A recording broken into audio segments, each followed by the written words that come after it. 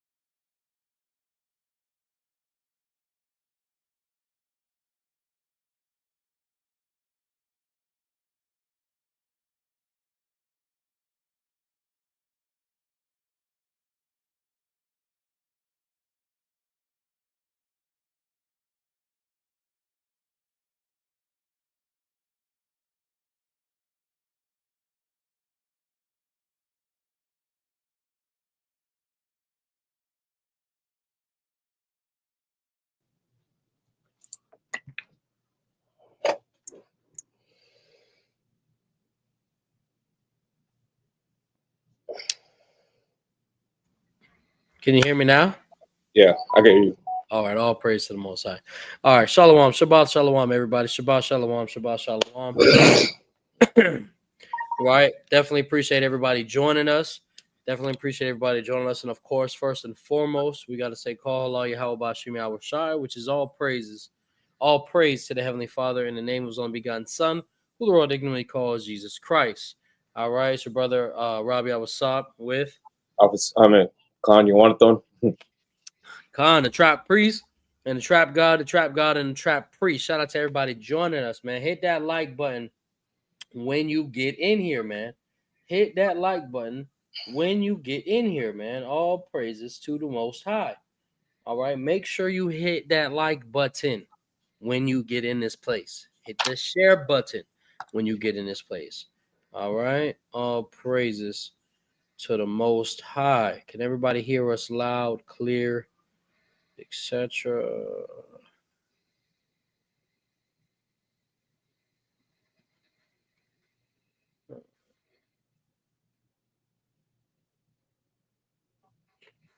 I think they took a look. Okay, there we go.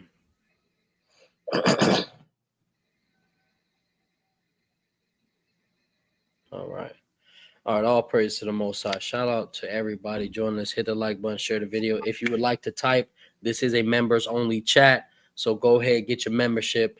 All right, go ahead, get your membership. Let me go ahead, drop that in the chat right now. You know what I'm saying? All proceeds, of course, going to the ministries in the building. If you want to join us on the Discord, join us on the Discord. We have finally, officially began expanding the Discord, guys. We have finally and officially began expanding the Discord. It's going to be raw. It's going to be lit. It's going to be crazy. I was working on it this morning. A couple brothers was able to see some of the things that's going to be cracking off. All praise to the Most High. Join the Discord, man. That right there, that's free, ladies and gentlemen.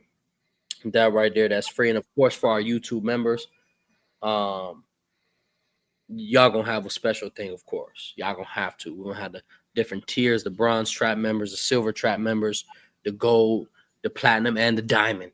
Everybody gonna have their own little channel. You feel me? We gonna have mods. It's gonna be a lit virtual space. You know what I'm saying? We might even create something known as the back chat for our VIP members, like Chief Sister Tanya, Chief Sister Princess Erica, Chief Sister Shalimar, you know what I'm saying? Those ladies that just be in the back chat chilling with their feet up and popping bottles, right? But this is the Shabbat class. All praise, honor, and glory to the Most High. All praise, honor, and glory to the Most High God. You already know that we praying for our people. We praying for our land. We praying for our land, and we praying for our people. We pray for physical, mental, spiritual, emotional, agricultural, financial health with stability. And you know that we do it in the name of Ahmataza Lab, right? Yeah, we popping champagne like we won a championship game. Yeah, you know what I'm saying? Look like I got on championship rings, right? But make sure y'all tap in. All praise to the Most High. We're gonna get it done. We're gonna get it started. We started a little late, but we still gonna get done what the Most High indeed put us here to do. May it be His will. Amen.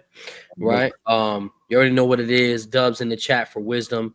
Dubs in the chat for wisdom. We hashtag back to the basics. This is Trap Stars Torah reading. It's Torah and hashtag Torah in the trap. You know what I'm saying? Let's Torah in the trap. Excuse me. Don't even know my own hashtags anymore, huh? Torah in the trap. Back to the basics.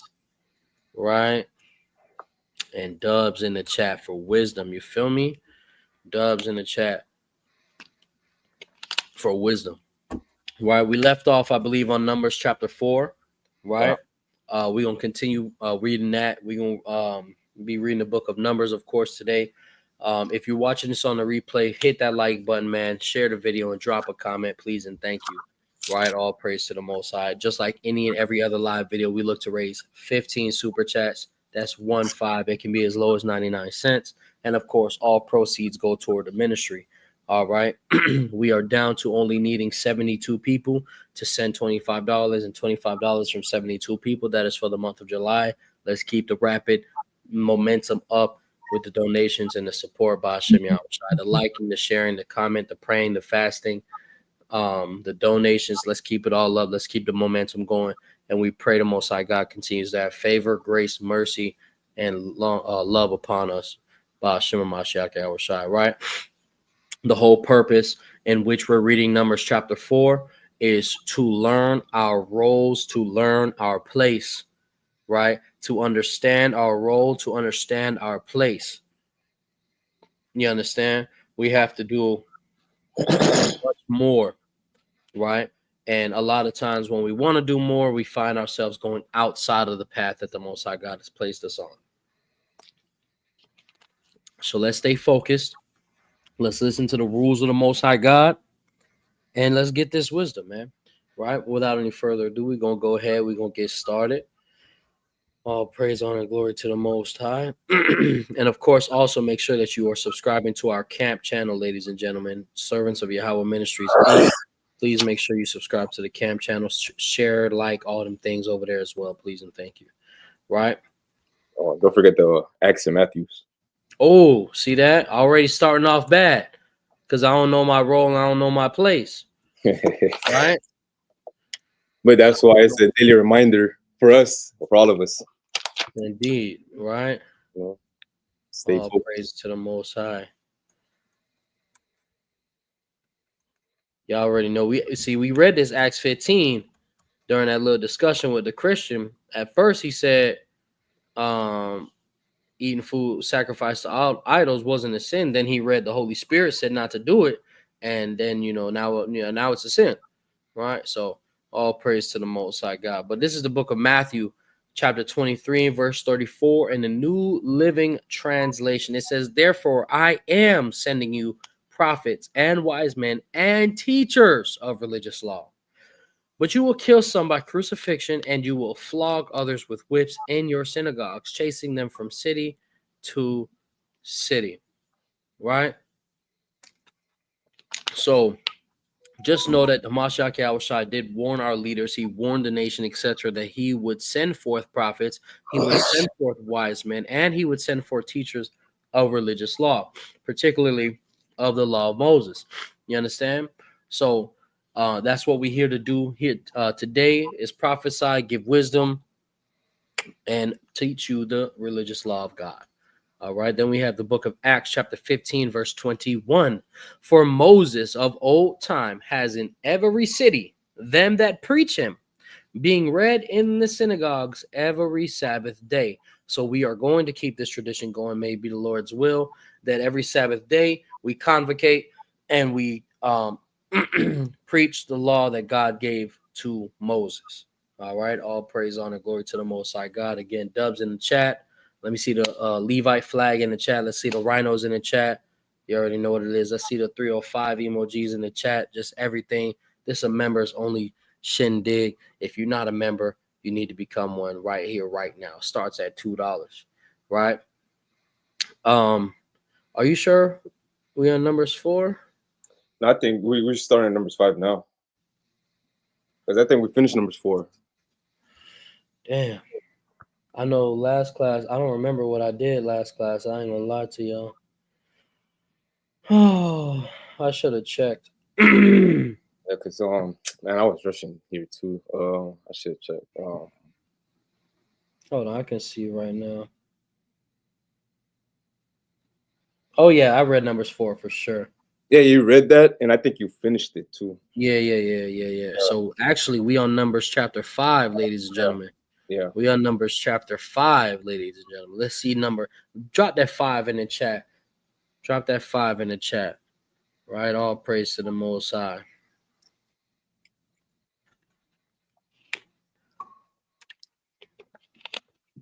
So that means we're on Sirach 5 as well.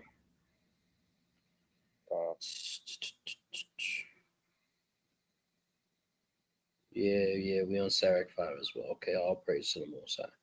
All right, guys. We lit, we ready. We lit, we ready. Remember, hold on. Drop a 9 in the chat if you actively and you are effectively listening. Drop a 9 in the chat if you are actively and you are effectively listening. We need to make sure y'all paying attention, man. We need to make sure y'all boy paying attention, man. We need to make sure y'all paying attention, man.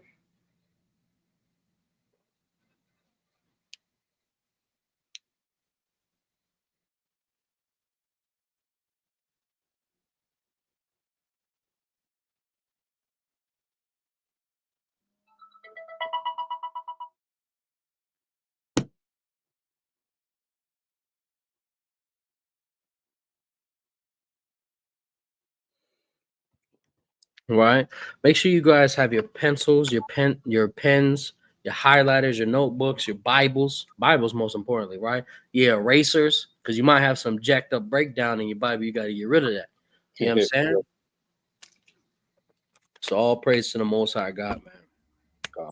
Now we are ready. Make sure y'all taking notes. Y'all actively engaging. If you got some supporting precepts and we got time to bring it out, let us know. If you have any questions, you have full opportunity to ask anything and everything, and we will answer to the best of our ability that the Most High God indeed has given us by Hashem Mashiach Yahawashi. Right? But without any further ado, we now will get started. So this is the book of Numbers. Okay. There we go. This is the book of Numbers, starting at chapter 5 and verse 1. And the Lord spake unto Moses, saying, command the children of Israel that they put out of the camp every leper, and everyone that has an issue, and whosoever is defiled by the dead. Both male and female shall you put out. Without the camp shall you put them, that they defile not their camps in the midst whereof I dwell. And the children of Israel did so, and put them out without the camp, as the Lord spake unto Moses. So did the children of Israel. So this right here is important, understanding that the Most High God wanted to make sure that everything within the camp was still holy, was still clean, right? And most importantly, what set apart, which is the definition of holy, right? So he's saying to let go of people that have leprosy, people that have an issue, right? Let's see what the AMP, how the AMP says that. Command the Israelites to send away from the camp every leper and everyone who has a discharge, right? I'm pretty sure that has to do with like STDs and whatnot, right? And whoever is defiled, that is ceremonially unclean by coming in contact with the dead. So anybody defiled by the dead, right? Actually, I have a couple of precepts too. Con. Let me get Leviticus 19 and 2. 19 verse 2. Yeah. Con is the book of Leviticus, chapter 19, starting at verse 1. And the Lord spake unto Moses, saying, speak unto all the congregation of the children of Israel, and say unto them, you shall be holy, for I, the Lord your God, am holy.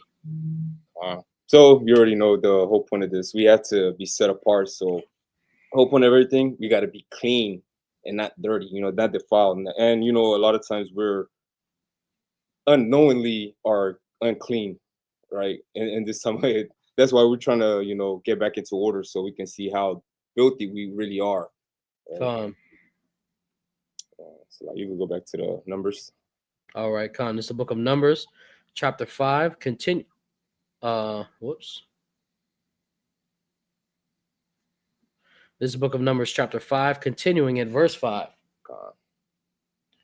Right? It says, and the Lord spake unto Moses, saying, speak unto the children of Israel, when a man or woman shall commit any sin that men commit, to do a trespass against the Lord, and that person be guilty, right? Then they shall confess their sin which they have done, and he shall recompense, Salakia, and he shall recompense his trespass with the principal thereof. and add unto it the fifth. Oh wait, we're supposed to be reading this in the NLT. I was about to say that just right now. Yeah, I just noticed that. Salakia, ladies and gentlemen, how about we do this? Let's start over. And then you know what? You can read the title too, because that's Khan, purity in Israel's camp. Right? Let's start over. Okay. So now we're starting at the book of Numbers, chapter 5, verse 1 in the New Living Translation. Shout out to everybody that has joined us. Shout out to everybody that has joined us. Please hit that like button when you're getting here. Hit that like button when you're getting here. Share the video, share the video, share the video. And if you would like to chat, you can become a member right here, right now. Starts at $2. All proceeds to the ministry. Amen. Right. So again, this is the book of Numbers, chapter 5, starting at verse 1 in the New Living Translation now. The Lord gave these instructions to Moses. Command the people of Israel to remove from the camp anyone who has a skin disease or a discharge, or who has become ceremonially unclean by touching a dead person. This command applies to men and women alike. Remove them so they will not defile the camp in which I live among them. So the Israelites did as the Lord had commanded Moses and removed such people from the camp. Verse 5. Then the Lord said to Moses, give the following instructions to the people of Israel. If any of the people, men or women, betray the Lord by doing wrong to another person, they are guilty.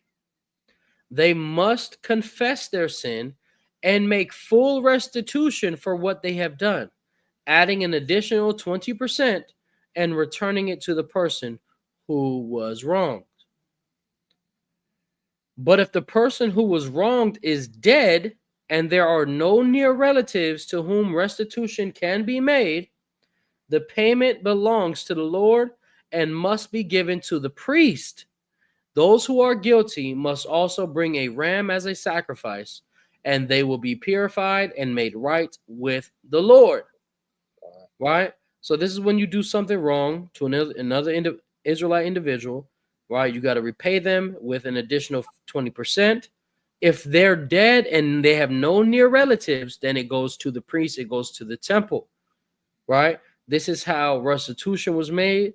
This is how we made right our wrongs, if you will, against one another, right? If you want to compartmentalize it, you can call this a civil law, right? Is everybody paying attention and walking with us? 1 yes, 2 no.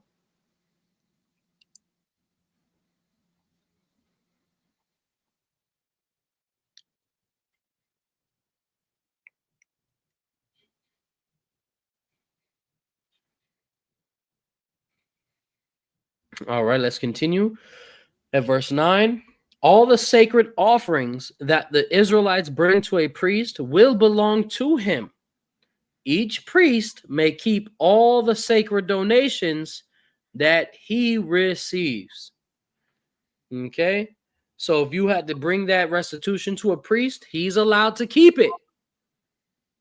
This is how it worked. Just like the food offering, they eat it. Right. So that's why it's needed. This is interesting right here. It says protecting marital faithfulness. Yeah. Right. It's crazy. A brother read that to me because he was going through the same thing, and which made me started to look at that like differently. I was like, wow, how we used to do things like this, and now we need to bring it back. I can't wait till this side comes and have everything restored, because this is crazy. Absolutely.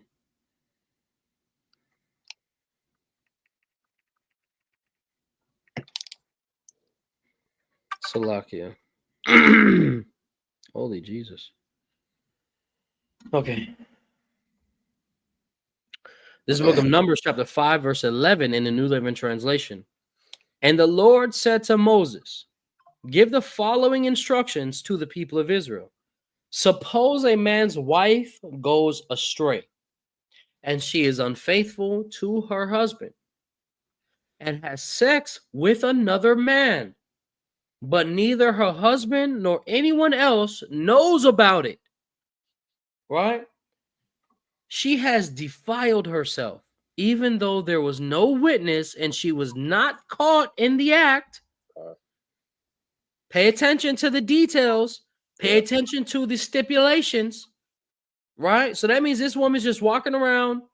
Nobody stoned her because don't nobody know what happened except her and the individual she committed it with. And notice, this is for a woman that goes astray. Yeah. Why? Because men are able to have multiple partners. If the man was to commit adultery, it would that's what it would be, but the woman would have to be with a man. Okay? That's where America gets passing debt to your family when you die with an outstanding debt, con. So continuing now, Numbers chapter 5, verse 14 in the New Living Translation. If her husband becomes jealous and is suspicious of his wife and needs to know whether or not she has defiled herself. So this is when a man thinks something's happened, right? But you just don't know, right? Verse 15, the husband must bring his wife to the priest. He must also bring an offering of 2 quarts of barley flour to be presented on her behalf. Do not mix it with olive oil or frankincense, for it is a jealousy offering, an offering to prove whether or not she is guilty. Brother Majan Israel, I don't know if you're asking a question here. You're saying so he doesn't have to let his wife know anything. I don't know how you got that. I would support and definitely encourage married men and women who are in serious relationships to be on one accord. If you're one flesh, you should be on one accord, right? Which means open communication. There should be trust there, etc. Obviously, today with a lot of people, there's a lot of lack of trust, but that's literally the whole point of repentance. We should be working toward that, right? Continuing Numbers chapter 5 and verse 16 in the New Living Translation. The priest will then present her to stand trial before the Lord. So let's put this a little bit. You said the man is not committing adultery. No, brother. I did not say that. I did not say that. Okay, I'm glad that we can point this out. Let's make a little bit of a clarification. Let's go back, huh? Let's go back, ladies and gentlemen. This is the book of Numbers. Let's go back, huh? This is the book of Numbers, chapter 5, picking back up at verse 11 in the New Living Translation. And the Lord said to Moses, give the following instructions to the people of Israel. Suppose a man's wife goes astray and she is unfaithful to her husband and has sex with another man, but neither her husband nor anyone else knows about it. She has defiled herself, even though there was no witness and she was not caught in the act. So whoever this woman slept with, they both committed adultery. Is everybody on the same page? 1 yes, 2 no, please.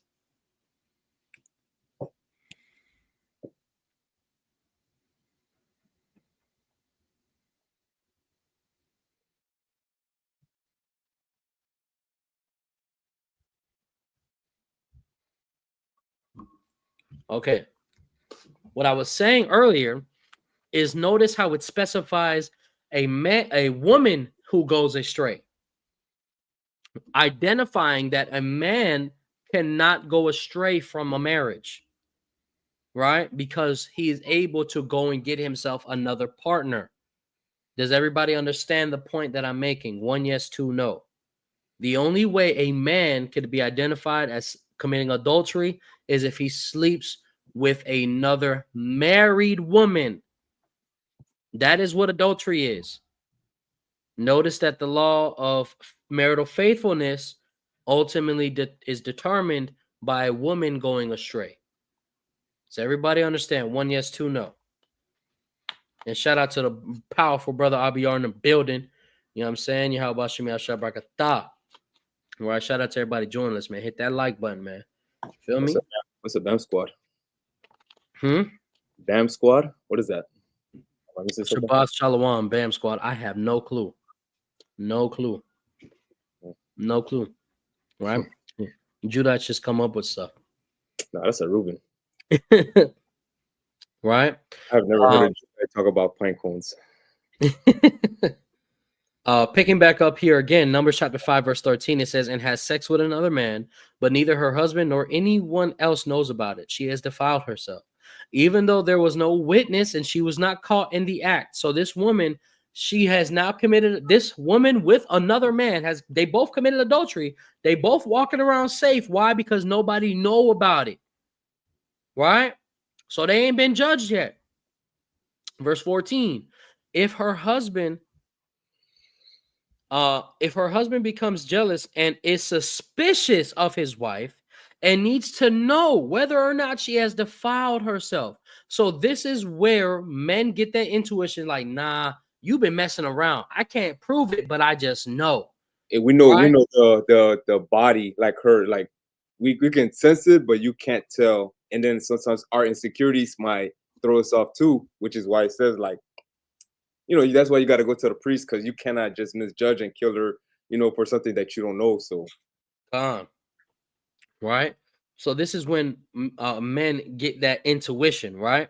Yeah. It says the husband must bring his wife to the priest.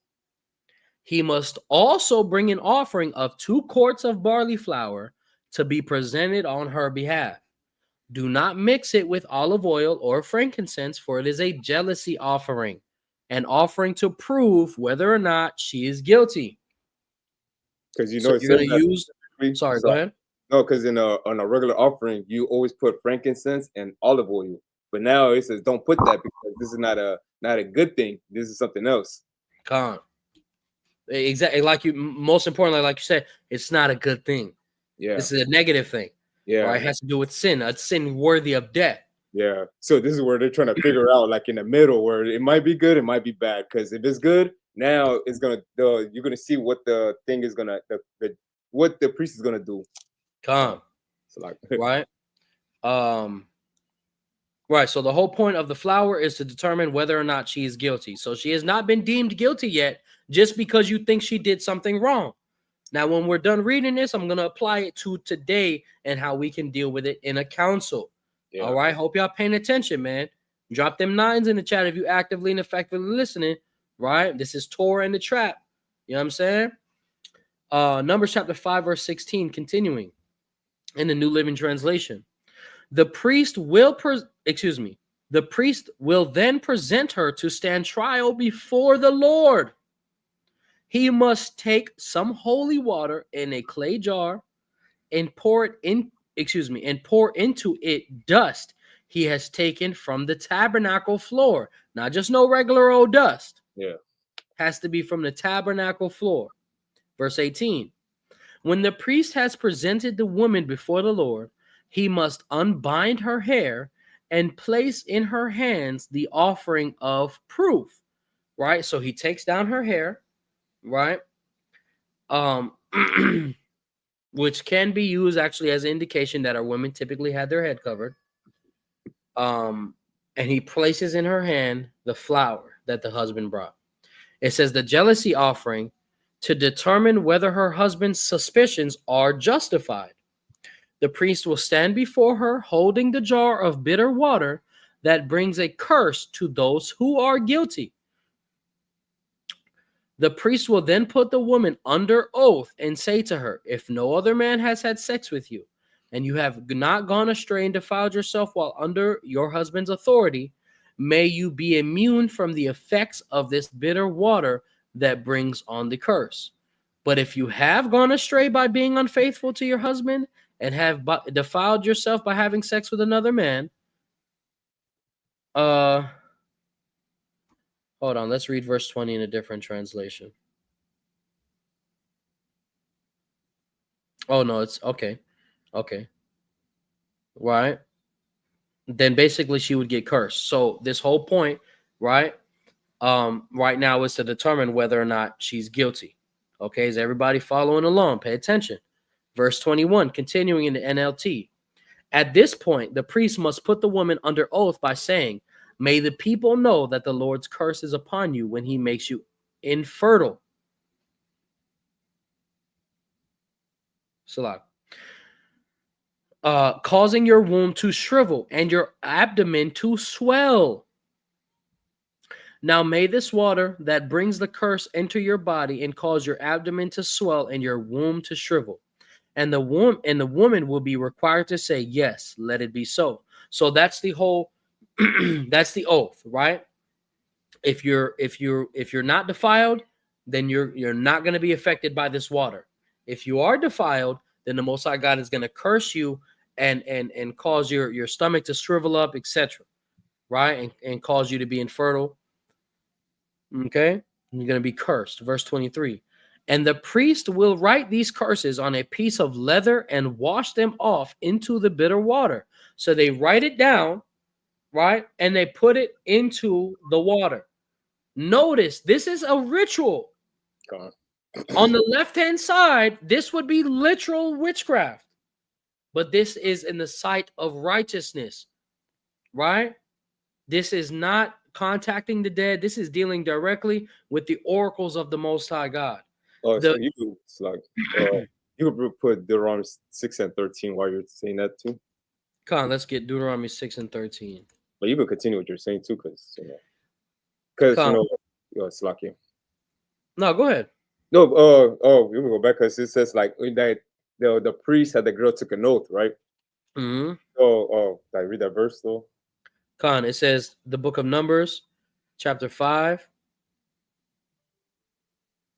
21. And 21.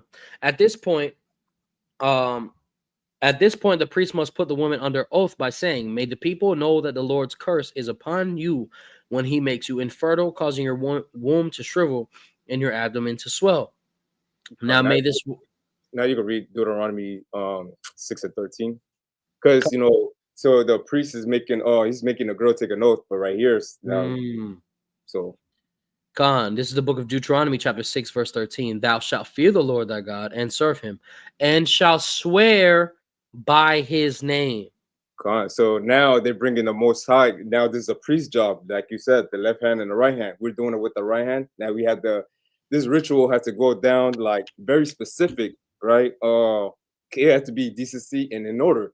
This is why, like that's why I chose to read Numbers, because the Most High is teaching us something. He's teaching us how to be orderly and very decent in everything we do, right? Because now we're taking an oath, and he specifically said the tabernacle, the dust from the tabernacle floor. You cannot just pick it up anywhere. If we're gonna do something, you cannot just enter the tabernacle. Nobody cannot just enter it if you're unclean, if you defile or anything. That's why the Most High had these specific rules, and that's why I read Leviticus 19:2, where it says we have to be holy like the Most High, because we cannot have anything dirty within us. It's like a cancer. Once you have cancer, you have to cut that cancer out. You have to kill it. You have to destroy it before it spreads to the whole body, right? This is why we have to have discard the impurities away from the camp or away from us, and we have to still allow ourselves to be clean. So, Con, you can go back to the Numbers. Right? And dealing with the ritual, we can see that the so-called Haitians today, they have these same exact practices, right? The Northern Kingdom, when you deal with Santeria, etc., right? We have these same practices. The same types of rituals can be found in what we do today. This is how we can. This is another way we can identify who the people are, right? Going back to Numbers 5. Going back to Numbers 5 and continuing with verse 24. He will make the woman drink the bitter water that brings on the curse. When the water enters her body, it will cause bitter suffering if she's guilty. Verse 25. The priest will take the jealousy offering from the woman's hand, lift it up before the Lord, and carry it to the altar. So this is the flour. He now takes it out of her hand, lifts it to the Lord, and brings it to the altar. He will take a handful of the flour as a token portion and burn it on the altar, and he will require the woman to drink the water. If she has defiled herself by being unfaithful to her husband, the water that brings on the curse will cause bitter suffering. Her abdomen will swell, and her womb will shrink, and her name will become a curse among her people. But if she has not defiled herself and is pure, then she will be unharmed and will still be able to have children. This is the ritual law for dealing with suspicion. If a woman goes astray and defiles herself while under her husband's authority, or if a man becomes jealous and is suspicious that his wife has been unfaithful, the husband must present his wife before the Lord, and the priest will apply the entire ritual law to her. The husband will be innocent of any guilt in this matter, but his wife will be held accountable for her sin. Right? So before we proceed, let's bring this to modern time. How can we do this without a temple? Right? Let's say a man, let's use the same analogy. A man and a woman are in a relationship. A man and a woman are married. Right? And there's something a man is feeling, or let's say even the woman is feeling like, oh, this man's, he's just doing some weird stuff, right? That's the whole point. Notice it said the law of suspicion, right? Let's go back real quick. It says this is the ritual law for dealing with suspicion, right? So let's say one or the other is suspicious of each other, right? You would take a similar process. You would bring it to a leader. You would bring it to an officer. You would or an elder, etc. Right? A council would be held. You understand? And evidence would be presented. Obviously, right now, without the high priest, without the temple, etc., without the ability of the Most High God, because remember, the dust had to be from the tabernacle floor. The similarity to that would be the temple floor. Right? If we don't have a temple, I can't just go outside and grab some dust and put it in the water. It wouldn't work. This is another demonstration that there's laws having the inability to keep without the temple. Right? So the way we would practice this righteousness is by, if we have suspicion about each other, instead of going through your spouse's phone, instead of talking about your spouse with other individuals privately, instead of internally hating your spouse, instead of getting an attitude, instead of trying to change yourself, you bring it to council. The evidence is presented. Prayer and fasting occurs, right? And we would be able to determine who is guilty or not guilty. Does everybody understand? 1 yes, 2 no. That is a modern application of how we intend to and have the ability to still uphold this law right here. 1 yes, 2 no. Does everybody understand? And Shabbat Shalom to Zaquan Dawara. All right, the household of Zaquan Rafai in the building. Yahweh Shimi Al-Shabrakatham, Ahabatham, and again, Shabbat Shalom. All right. I'm extremely excited to have the ability continuing to slowly go through the Torah and see how many laws we actually could still be keeping and modernly applying to our lives and seeing how much better it would be. Imagine, instead of going through your spouse's phone, instead of internally hating your spouse, instead of catching an attitude and concocting all these conniving thoughts in your head about how distrustful this individual is, let's just take it before the Lord. Let's just take it before the Lord. Let's end all of this. And notice at the end, right? Let's read the end again, right?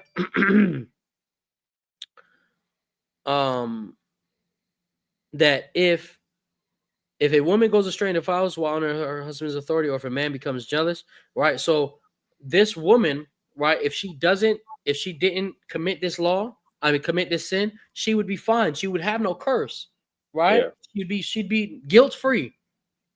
If she did do it, then there's consequences.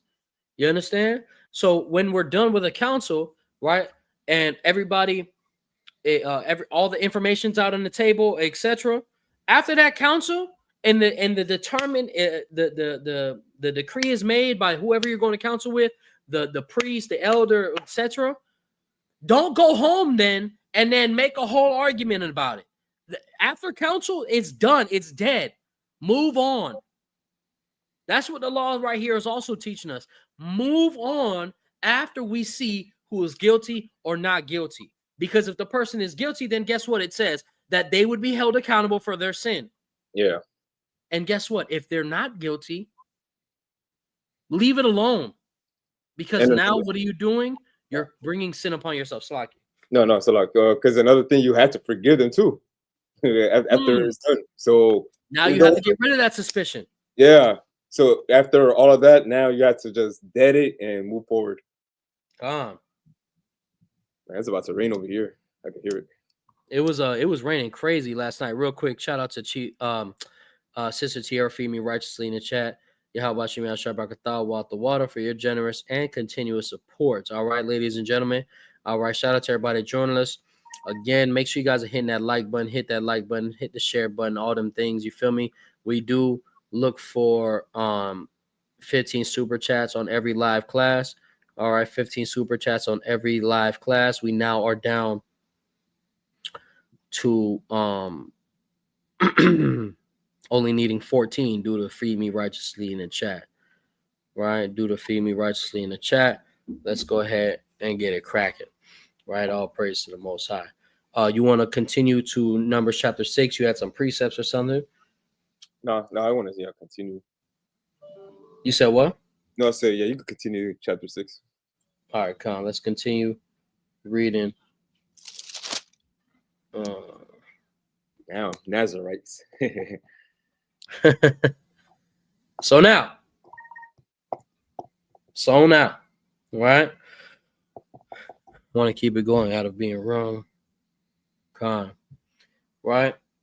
So now this is the book of Numbers, chapter 6, and we're still in the New Living Translation.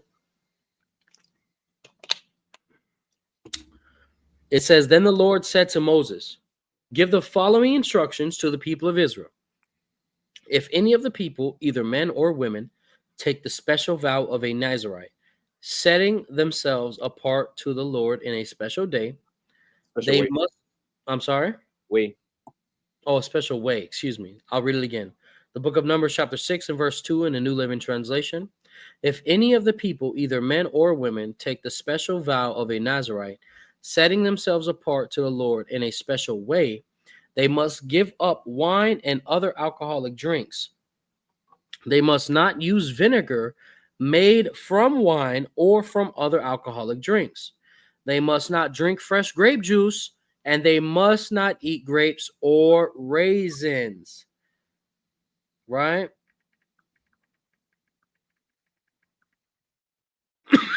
Excuse me. Shout out to Mom in the chat using that wonderful super chat button.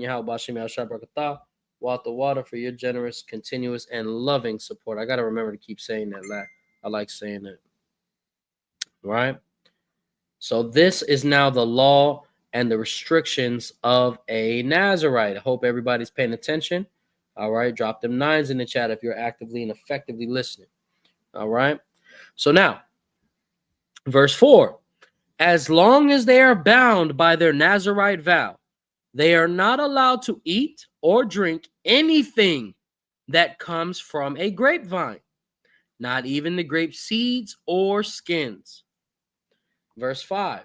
Shout out to Mom again for her generous, loving, and continuous, generous, and loving support. What the water. All praise to the Most High. Right? Numbers chapter 6, verse 5, continuing in the New Living Translation. They must never cut their hair throughout the time of their vow. You can't go to the barbershop and get a trim. You can't take the scissors and cut off your dead ends. They must never cut their hair throughout the time of their vow, for they are holy and set apart to the Lord. Until the time of their vow has been fulfilled, they must let their hair grow. And that's also for like the people that's always talking about the men that have long hair, saying we're, when they're using Paul scriptures to cut our hair. Oh, right. When Paul himself was actually determined as a Nazarite. Exactly. You see? Shout out to Moms again. Walk the water for your generous, continuous, and loving support. And there she is again. Walk the water for your generous, continuous, and loving support, keeping them $1 drives alive 3 times. Right? Continuing now, Numbers chapter 6, verse 6 in the New Living Translation. And they must not go near a dead body during the entire period of their vow to the Lord, even if the dead person is their own father, mother, brother, or sister. they must not defile themselves, for the hair on their head is the symbol of their separation to God. So if you remember, if you ever made a vow to the Most High God, you can never break it, right? So these are like rules saying like to understand like don't cut your hair, don't do this. This is something like we have to be strict on ourselves. This is discipline. This is the Most High teaching us discipline, right? In ways that we can be accepted to the kingdom. But this is all learning process at the same time too. And there she is again, Mom, in the chat. Yahawanathan Walk the water for your generous, continuous, and loving support. It's crazy. She learned it faster than me. And notice, matter of fact, you know what this law also demonstrates is that you got to put God above your family. Yeah. Right. Yeah. That's what I was trying to think about, and I forgot that. But yeah, the water for that. Yeah. God, it says even if the dead person is their own father, mother, brother, or sister, they must not defile themselves, because what you did was for God. So even a close relative is not an excuse to stop serving God. Right. That's why Yahawanathan says that if you love mother, brother, sister more than me, you cannot be my disciple. Yeah. Right. Verse 8, continuing at verse 8, this requirement applies as long as they are set apart to the Lord. So as long as you're still within your Nazirite vow, that's when it applies. Verse 9, if someone falls dead beside them, the hair they have dedicated will be defiled. They must wait for 7 days and then have their heads, and then shave their heads. Then they will be cleansed from their defilement.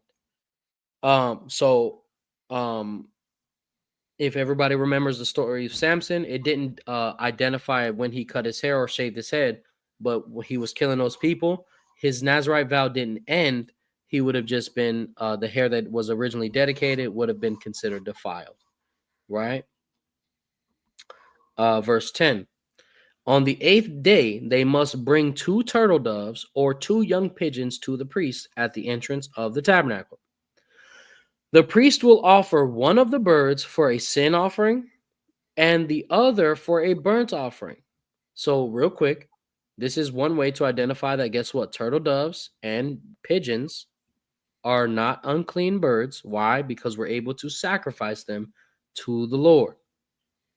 We're unable to sacrifice unclean animals, so these must be identified as clean animals. Does everybody understand that as well? 1 yes, 2 no. Does everybody understand that as well? 1 yes, 2 no.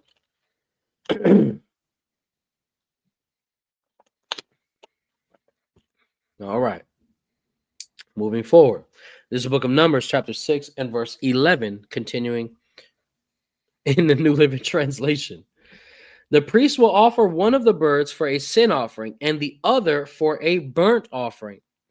In this way, he will purify them from the guilt they incurred through contact with the dead body. Then they must reaffirm their commitment and let their hair begin to grow again. The days of their vow that were completed before their defilement no longer count.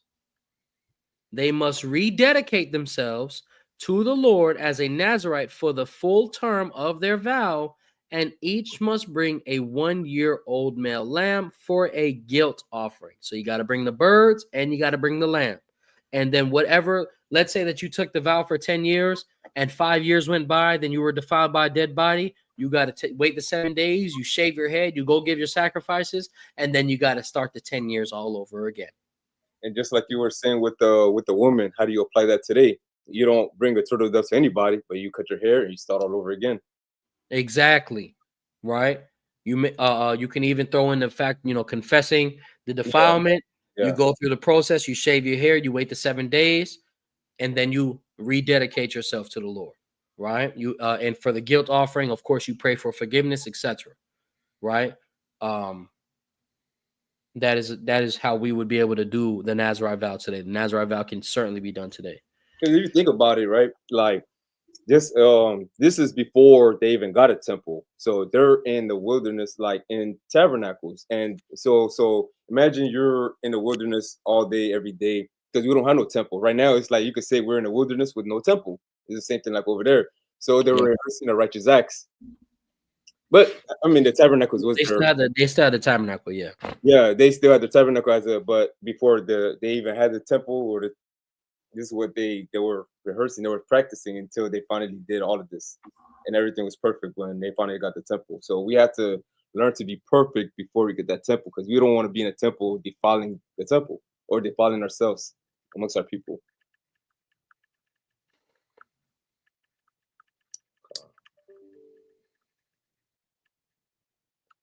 Salakia. Yeah.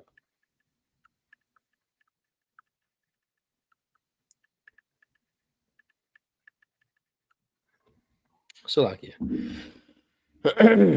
Right? Cool. So now this is the book of Numbers, chapter 6, continuing at verse 12 in the New Living Translation. No, verse 13. Yeah. This is the ritual law for Nazarites. At the conclusion of their time of separation as Nazarites, they must each go to the entrance of the tabernacle and offer their sacrifices to the Lord, a 1-year-old male lamb without defect for a burnt offering, a 1-year-old female lamb without defect for a sin offering, a ram without defect for a peace offering,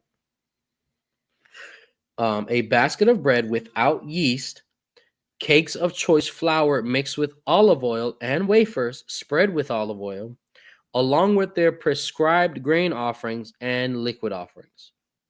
The priest will present these offerings before the Lord, first the sin offering and the burnt offering, then the ram for a peace offering, along with the basket of bread made without yeast. The priest must also present the prescribed grain offering and liquid offering to the Lord. Then the Nazarites will shave their heads at the entrance of the tabernacle. They will take the hair that had been dedicated and place it on the fire beneath the peace offering. After the Nazarite's head has been shaved, the priest will take for each of them the boiled shoulder of the ram, and he will take from the basket a cake and a wafer made without yeast. He will put them all into the Nazarite's hands. Then the priest will lift them up as a special offering before the Lord. These are holy portions for the priest, along with the breast of the special offering and the thigh of the sacred offering that are lifted up before the Lord. After this ceremony, the Nazarites may drink wine again, or may again drink wine, right? So after you end your vow, you can then go back to drinking grapes, etc., eating grapes, right, or anything from the grapevine after. Now, there was a little while ago when Ahmataza and I spoke to an individual, and he said how he was speaking to what seems to be contradictions in the law. And we brought this up as an example, right, where technically we have the inability, right, to shave our head. And I think this is what he was talking about, right, between this and the Nazarite vow, or the ability to shave or something like that, right, where in the law itself, we're told to do something if we take this vow. So therefore, we have to do it in order to execute it. Notice the purpose of the sacrifices and offerings. You have a special offering, you have a sin offering, you have a burnt offering, all for the purpose of what? Cleansing yourself again, right? You have now just gone through this rededication, right? And therefore, what do you went through the cleansing process, and now you're able to do XYZ again. That's why that's not a contradiction. You can't just go shaving your head for whatever you want to do. It's actually this is for the purpose of when you dedicated your hair to the Lord. You dedicated yourself to the Lord. All right. Does everybody understand? 1 yes, 2 no.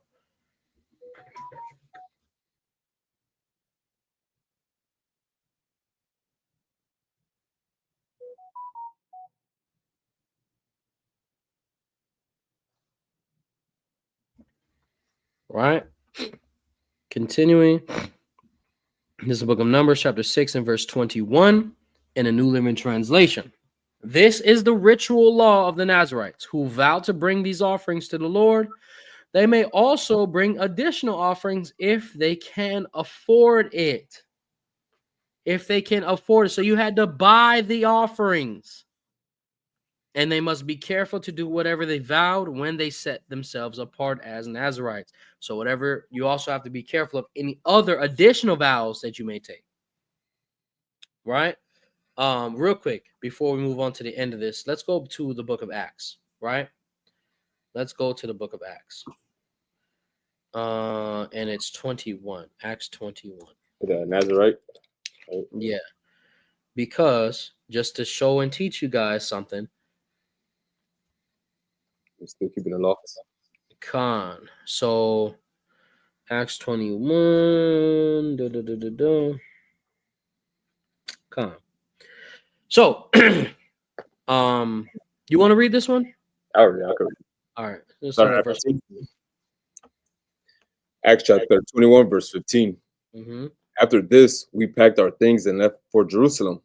Some believers from Caesarea accompanied us, and they took us to the home of Nason, a man originally from Cyprus and one of the early believers. When we arrived, the brothers and sisters in Jerusalem welcomed us warmly. The next day, Paul went with us to meet with James, and all the elders of the Jerusalem church were present. So now they're in Jerusalem, right? Paul is there to meet with James, right? With all the elders. All right, go ahead. Verse 19. After greeting them, Paul gave a detailed account of the things God had accomplished among the Gentiles through his ministry. Mm-hmm. After hearing this, they praised God, and they said, "You know, dear brother, how many thousands of Jews have also believed, and they all follow the law of Moses very seriously." Right. So Paul gives his account of all the work that God has been allowing him to do, right? And then James turns to him and says, "You know what, brother? We got a lot of Jews that take this law here serious, the law of Moses. They take it very seriously." Right? Go ahead. Verse 21. But the Jewish believers here in Jerusalem have been told that you are teaching all the Jews who live among the Gentiles to turn their backs on the laws of Moses. Hold on. Who was Paul teaching? All the Jews who live among the Gentiles. Oh, yeah. That's an indicator of who Paul was going to. Just saying. Right, but go ahead. Let me start all over. Verse 21. But the Jewish believers here in Jerusalem have been told that you are teaching all the Jews who live among the Gentiles to turn their backs on the laws of Moses. They've heard that you teach them not to circumcise their children or follow other Jewish customs. So now, James is telling Paul what other people have told him. Is everybody following along? 1 yes, 2 no. James is telling Paul, look, my guy, I'm getting reports that you're telling people to stop keeping Jewish customs and stop keeping the law of Moses. This is what I'm hearing about you, Paul. I hear about all this good news you just told me, but I got niggas telling me you doing this. Right? This is what James is talking to Paul about. Go ahead. Verse 22. What should we do? They will certainly hear that you have come. Here's what we want you to do. Here's what we want you to do. So James is still talking, by the way. James like, what should we do? They gonna know that you came to me. I gotta do something, right? And he goes, here's what we want you to do. Go ahead. Here's what we want you to do. We have 4 men here who have completed their vow. Who have what? Completed their vow. Who have completed their vow, right? Most translators, most Bible footnotes, I would argue most scholars agree that this is in regard to the Nazarite vow. Right? Go ahead. Verse 24. Go with them to the temple. And go where? To the temple. Go to the temple. Go ahead. And join them in the purification ceremony. In the what? Purification ceremony. We just read what the purification ceremony was. You have to give sacrifices.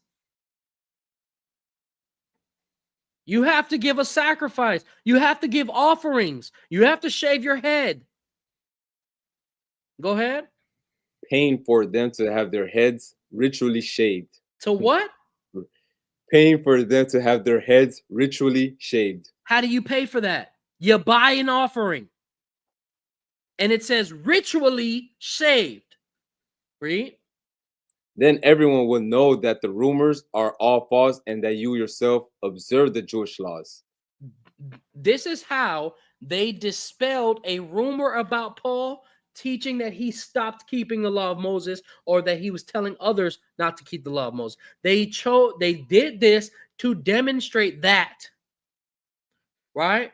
So I went here in conjunction to the Nazarite vow to show that we were still keeping the law of Moses even after Jesus Christ's death, burial, and resurrection and ascension. And that then also, guess what? We were still giving sacrifices. One of those sacrifices was a sin offering. Hello? Please let me know if you guys understand. 1 yes, 2 no. 1 yes, 2 no.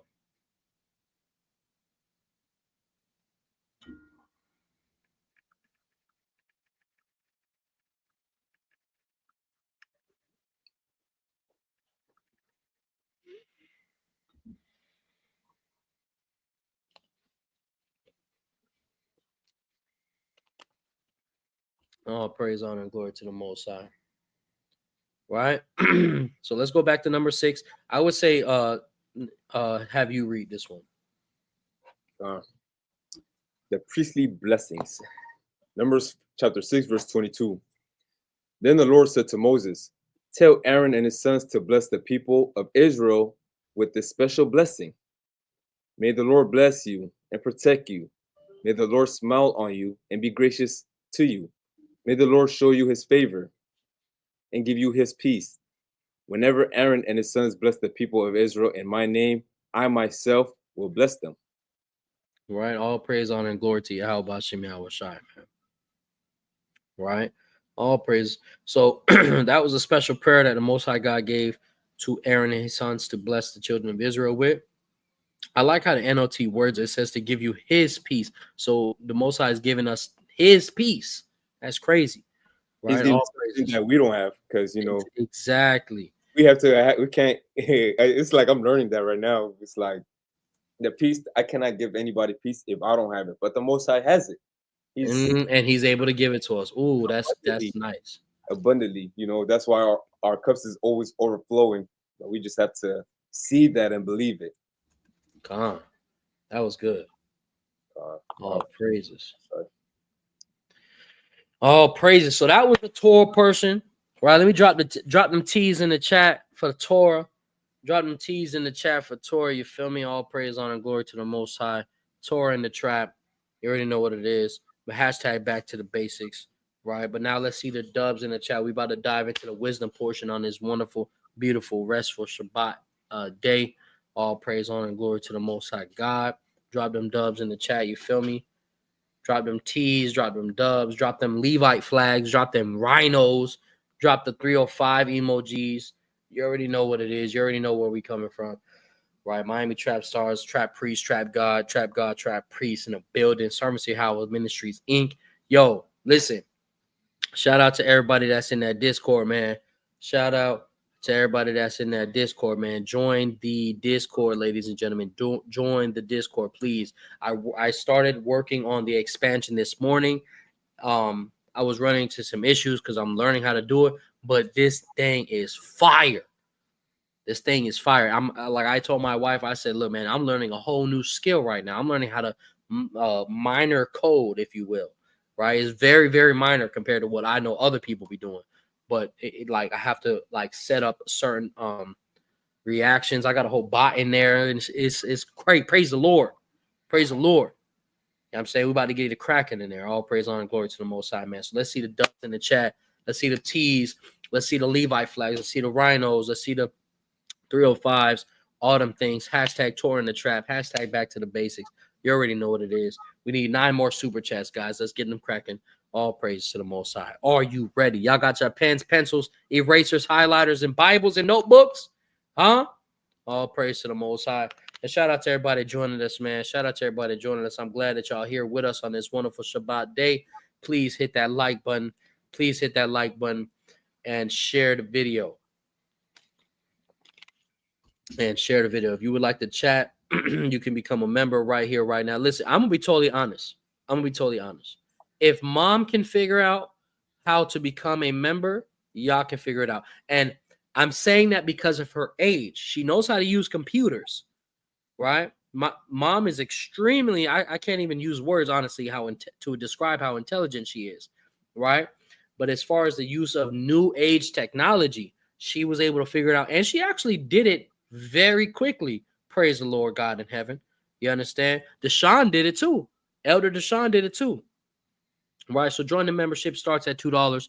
All proceeds to the ministry. Double Up Thursday. You already know what it is. Double Up Thursday. Can we get mom on the show? That's gonna be up to her. Mom gonna get in the Discord though. When I see her tonight, though, I'm gonna put her in the Discord. Maybe the Lord's will. You feel me? So y'all gonna be able to interact with mom a lot more if it be the will of God. All right. But without any further ado, we're going to hop into this wisdom. Remember, ladies and gentlemen, we are reading the book of Sirach, also known as Ecclesiasticus. We are reading the book of Ecclesiasticus, also known as the book of Sirach.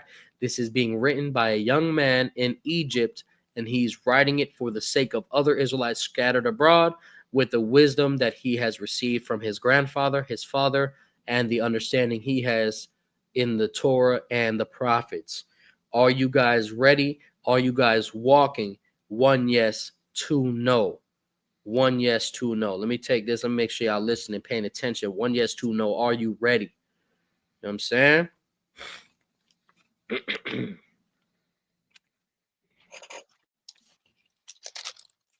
It's funny. We just read, about not being presumptuous, because of a suspicion activity with the woman. I will say these chapters have been running together. Yeah, I was gonna say that. Yeah, because it's basically the most side. Because basically, it's like you have the Torah, but you can't only survive with the Torah. You need the fruits of spirits and the wisdom that's in the that it comes with. Yeah, it comes together. So it's faith works together. All praise, honor, and glory to the Most High. Right. So yeah, go ahead. So Ecclesiasticus chapter 5, verse 1. Hold on, Salakia.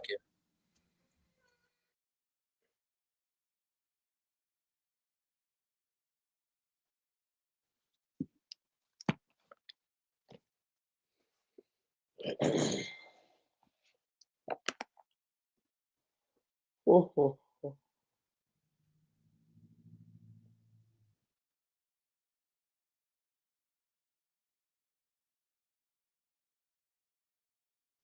Salakia, ladies and gentlemen. All right, go ahead. This is a GNT, right? Yes, sir. All right, come on. Ecclesiasticus chapter 5, verse 1 in the Good News Translation. Don't rely on money to make you independent. Wow, that's the first thing it starts off by saying. Not relying upon money to make you independent. Money doesn't give you your strength. Money doesn't give you stability. Money doesn't, none of these things come from money, right? Now, with wisdom, of course, money is a defense. That's what was written in the book of Ecclesiastes, right? But notice how we list the things that we pray for, right? We pray for physical, mental, spiritual, emotional, agricultural, and financial health with stability. Who are we praying to in order to receive that? God. The money, the physicality, the emotional, none of those things is what provides us the independency. The Most High God provides us the independency. And the happiness. Go ahead. No, because it's funny because even if you have the money, you might still not be happy. So it's really not about the money. It's about the Most High at the end of the day. And ultimately, where that money comes from, you're now independent. You're not dependent upon that. Yeah. Right. In order to keep that coming. But if you know what your source is, who your source is, being the Most High God Yahweh, even if one of the flows of income stops, there's no worry that comes to you, right? Or rather, you stay faithful because you know that your source is the Most High God. If he takes one away, he has another plan. right? The Lord gives, the Lord takes away, the Lord takes away, and the Lord gives. Remember, this is the time where we remember stories like Job. The Lord took everything from Job, right? And then he replaced it 7 times over. Right? All praises to the Most High God. Right? Goods in general, right? Yes, goods in general, of course. Right? Let's continue. All right. Verse 2. Don't think you have to have everything you want and then spend your energy trying to get it. Don't think that you have to listen. It is okay to want nice things. It is okay to want nice things. But that doesn't mean you always have to have what you want. A lot of times people misunderstand the things they want for the things they actually need. There's a big difference. Right? Go ahead. Don't think you have to have everything you want and then spend your energy trying to get it. And then you what?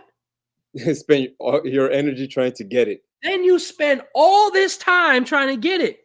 Remember we read in the letter of Paul where he called other things, he said it was idolatry. That's when it becomes idolatrous, right? You put all this time, this energy, this hard work into attempting to achieve something that all you needed to do was go to God for. And it was for nothing. It not only was it for nothing, but now what did you just do? Make that thing your God. Yeah. Right? And then also James chapter 4 verse 4 tells us that we ask amiss.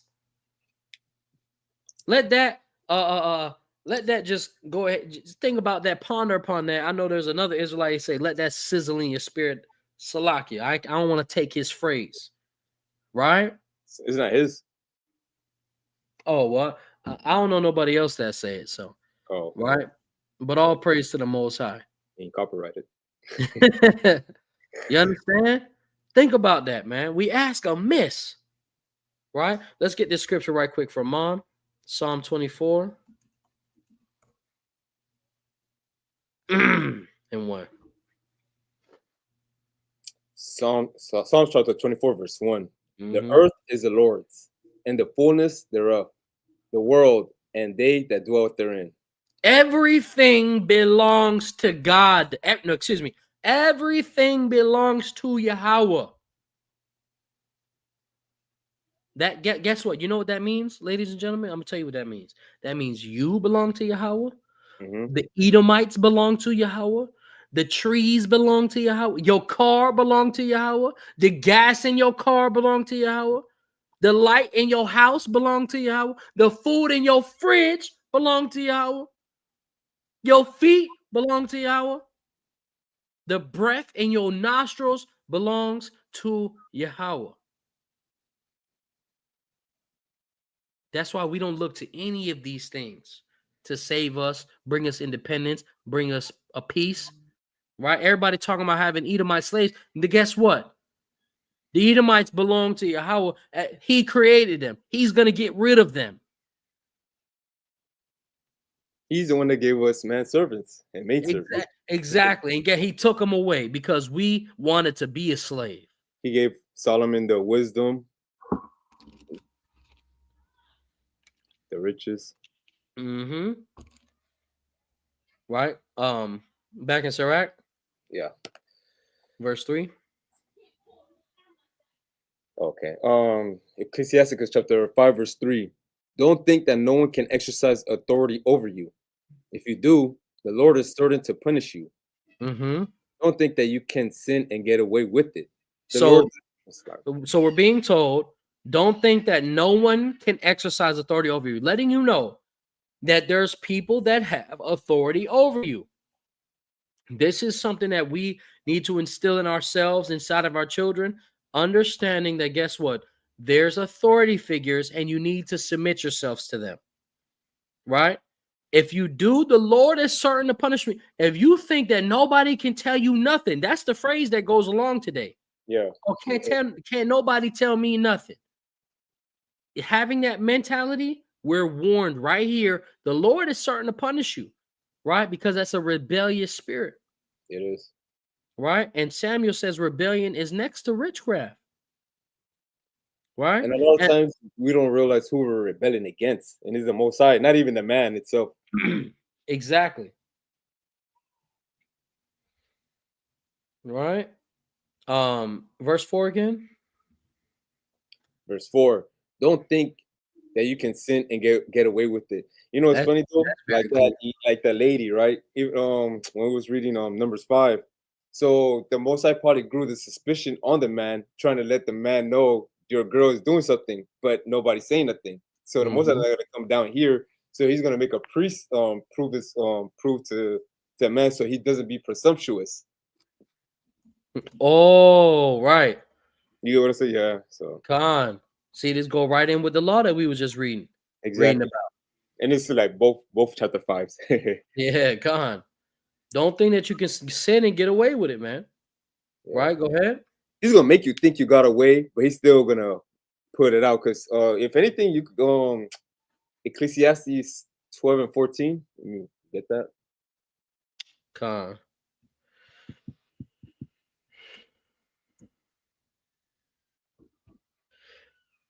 Con is the book of Ecclesiastes, chapter 12, verse 14, in the New Living Translation. God will judge us for everything we do, including every secret thing, whether good or bad. He will judge us, even though we thought we got away with it. And I mean, he's gonna explain it later on too. So Con. I think verse 7. Excuse me. Is authority the right word though? I mean, it should be. It's in the Bible. I mean, are you like thinking about the word authority? Like, is it I think he might mean the translation oh because I I just don't, looked at it. I don't Let's know. read. Let's Yeah. read it in the translation, in the KJV. I mean, Yeah. what verse was it again? It was 4, right? Yeah. No, it was 3. Read. Read verse 1 through 5 again in the KJV this time. You could put it bigger. Hard to see. Oh yes. The water. Real quick, hold on. Let's answer his question. So he says, "Is authority the right word though? Isn't that forcing from others?" No. This is not saying that any random person can just walk up to you and say, "Hey, go wash my car." This is in regards to being rebuked, right? We have to remember we're reading with wisdom, right? So, I mean, I'm not gonna allow another nigga to walk up to me talking about, "Hey, you better wash my car, nigga." No, no, no, no, no. Relax, buddy. Right? This is in regard to if you're doing something wrong, anybody can sit there and rebuke you. You're not better than anybody else. There's authority here, right? Does everybody understand that? 1 yes, 2 no. And along with that, like what I remember when I was in psychology class, right? And it was 3 types of authority. Is so you might mistaken one for another because you got authoritarian, and it was another one I forgot. So each of them means something different of Mm, authorities because there one could be forceful, but the other one knows how to have authority as a parent and don't have to like beat you, right? If you understand what I mean. But there's different type of authorities. So if you're like say at a point, like when I came into Sakari, my authorities was Rab and Ahmataza, right? They didn't they told me what to do if I had to do something and I just followed. come And your parents are your authority figures, your elders, they tell us what to do a lot of times. Do we go come after them or anything? No. Like if an elder told me, hey, take your like he said, put some pounds on your son. It's not forcing me to do anything, but it's telling me, you have something to do though. Right. There's definitely people that can rebuke, etc. Right. Yeah. Let's read verse 1 through 5 though. No, verse 1 through 4 in the KJV. All right, come on. Ecclesiasticus chapter 5, verse 1 in the KJV. Set not thy heart upon thy goods, and say not, I have enough for my life. Follow not thine own mind, and thy strength to walk in the ways of the heart.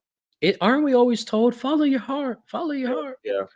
right? But we're told right here, don't do that, right? And never say that I have enough for my life because now what are you doing? You're trusting in those things, right? Go ahead. What's the first thing that come into your mind?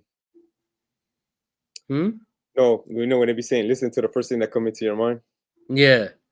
or You the first probably answer should was the right answer or something. con. Yeah, that's the word I was trying to find. Authoritarian and authoritative. And there's Mm. another one, I forgot what it is though. But No, yeah. it's just those two. Oh, it's those two? There's Oh, different versions of the word, but of each of oh, those, but like oh, dealing with governmental powers. oh, okay. Hmm Verse 3. And say not, who shall control me for my works? For the Lord will surely revenge thy pride. You see, so in the GNT it says, "Don't think that nobody that you don't have any authority," right? And the KJV it makes it more clear that ultimately the Most High God is the authority. You understand? In the KJV it makes it more clear who it's referring to as the Most High. It says, "And say not, who shall control me for thy work? Who's gonna tell me what to do? For the Lord will surely revenge thy pride." Right? He's the ultimate authority. And then, of course, spiritually speaking, you can also look into look at it and the fact of you can be rebuked by anybody. Especially again, remembering the story of Job, there was this young child that waited for all of them to stop talking, and he looked at them all and said, "All of you guys are wrong." Right? Go ahead. Kid. That would make a lot of people mad too. But that's Um, for you to be humble. that's right. Verse 4. Say not, I have sinned, and what harm hath happened unto me? For the Lord is long suffering, he will in no wise let thee go. He will and know you're gonna get paid for it. It doesn't matter. Right? A lot of people think they're getting away with something and they're not. Yeah. Right? The Lord will in no wise let you go. Right? Real quick. So can we only rebuke if they are breaking the law? No. No. If a brother or sister is doing anything detrimental to themselves, right? Detrimental to themselves, whether socially, emotionally, mentally, those are things to rebuke as well. I think I talked about this in definitely the most recent camp videos that are dropping. Right, I want to say I mentioned in a couple of last past classes about loving thy neighbor as thyself and going through those laws that are there in Leviticus 19 and how it identifies. Actually, the last Sabbath class I talked about it. Right, Yeah. about how we can rebuke each other for more than just the letter of the law. If you see your brother or sister acting out of character, right, and you know it's a shame that would be brought onto them, you can rebuke them and say, "Hey, I'm just looking out for you. I don't think you should be doing that." You know what I'm saying? And then feel free to give the reasoning behind it. If they're not listening, then whether they hear or forbear, the blood is off your hands, right? Let's go back to Sirach 5 in the GNT, All right. verse 5. Ecclesiasticus chapter 5, verse 5 in the Good News translation. Mm-hmm. Don't be so certain of the Lord's forgiveness that you go committing one sin after another. Mm-hmm. Don't think that his mercy is so great that he will forgive your sins no matter how many they are. Mm-hmm. He does show mercy, but he also shows his furious anger with sinners. Uh-huh. Come back to the Lord quickly. Don't think that you can keep putting it off. His Mm-hmm. anger can come upon you suddenly, and you will die under his punishment. Don't rely on dishonest wealth. It will do you no good on that day of disaster. Right. So we see here the author is letting us know, right, making sure that we're always putting the Most High God first, making sure we know that we are not going to get away with anything. We're not getting away with anything. Just because God hasn't judged you for it yet doesn't mean you got away from it, right? You're hoping He forgave you. You're hoping He forgave you. That's what you need to be thinking. Oh, please, Lord, forgive me. Right? You go to the Most High, you confess, and you hope that He's forgiving you. Right? But And don't then, do of course, it again. huh? And I said, don't do it again, though. Exactly. Definitely don't do it again. Right? And Mom put it a lot more clearly. Anything that is not balanced is worthy of rebuke. Right? Anything that is unbalanced is worthy of rebuke. In order for us, get this though, pay attention. Right?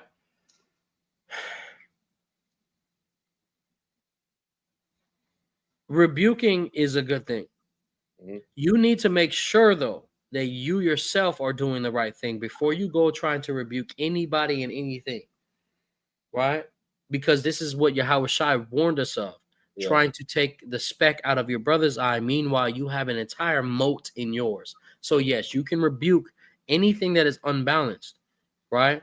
The whole point is making sure that your heart is circumcised and you are in the right place and space, right? Making sure that it's coming from a place of sincerity and the place of love, right? Because that's what rebuke is supposed to be. Rebuke is supposed to be love. It's a sign of love. You know what I'm saying? That's for sure. Oh. Keep going. Ecclesiasticus chapter 5, verse 9 in the Good News Translation. Be certain about what you believe and consistent in what you say. So I can read again. I said, be certain about what you believe and consistent in what you say. So be certain about what you believe and consistent in what you say, ladies and gentlemen. Oh my goodness gracious. That is so important to have consistency, right? To have the ability of not being tossed to and fro like a ship in a storm, right? What is this promoting? What mom just talked about, balance, right? What is this promoting? The opposite of hypocrisy. You are someone who stays the path. You don't go to the left, you don't go to the right. Right? Read it again. Ecclesiasticus chapter 9, so like chapter 5, verse 9. Be certain about what you believe and consistent in what you say. Don't try to please everyone or agree with everything people say. And don't try to please everyone or agree with everything people say. Listen, if you have an idea or something that is contrary to what other people got going on and you share it and they don't agree, that's fine. There's plenty of times. There's plenty of times where brothers speak up, other brothers don't listen, and then the same thing that we just warned them about or whatever, it then happens, and then we just standing there. We just like, because you know what I'm saying, you don't want to be prideful and be like, oh, I told you, right? Yeah. It just happened. It happens, right? So when people are doing things and you don't agree with it, please, you do not have to agree with everything people say. You have what is important, and you uphold the integrity God has given you. You uphold the righteousness that God has given you, right? Not everything is for everyone, right? It says, don't try to please everyone or agree with everything people say. This is such great advice, man. Because imagine, you know, a lot of people, you know, might have low self-esteem or whatever. This right here will boost someone's self-esteem. This is a book of wisdom to let them know, hey, when you go out into the world, you don't have to agree with everything people say, right? These are the same things that are said in those motivational speeches. You don't have, listen, you be your own person.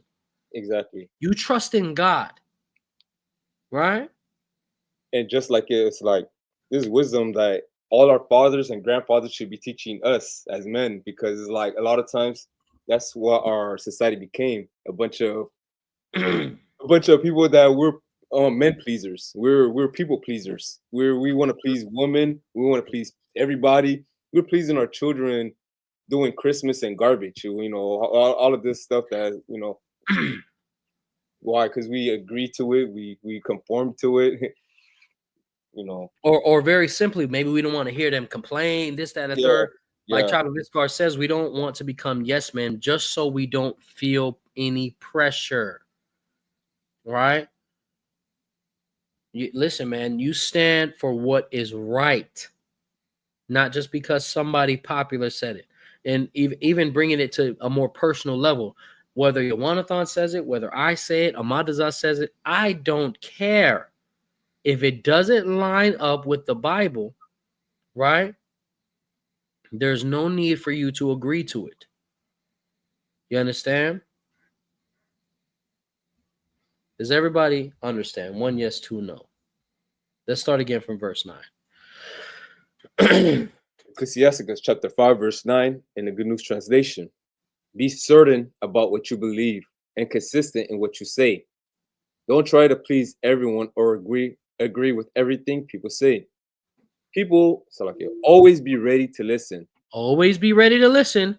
God has given us 2 ears and 1 mouth for a reason.